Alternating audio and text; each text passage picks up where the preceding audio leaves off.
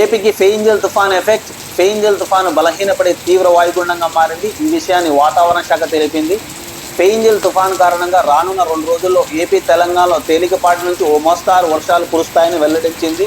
అన్నమయ్య, చిత్తూరు, తిరుపతి జిల్లాలో కొన్ని చోట్ల భారీ వర్షాలు కురుస్తాయని పేర్కొంది. ముఖ్యంగా దక్షిణ కోస్తా తీరంలో 60 కిలోమీటర్ల వేగంతో ఈదురుగాలు వీచే అవకాశం ఉంది. మత్స్యకారులు వేటకు వెళ్లరాదని సూచించింది. ఇక తమిళనాడు విషయానికి వస్తే విల్లుపురం జిల్లాలో ఏకంగా 51 సెంటీమీటర్ల వర్షపాతం నమోదైంది. ఎప్పుడూ లేని విధంగా ఈసారి భారీ వర్షాలను చవిచూసింది. తుఫాను కారణంగా తమిళనాడు నుంచి వివిధ రాష్ట్రాలు వెళ్లాల్సిన 10 రైళ్లను అధికారులు రద్దు చేశారు. చెన్నైలో వర్షాలు తగ్గుముఖం పట్టడంతో విమానాశ్రయంలో సేవలు మొదలయ్యాయి.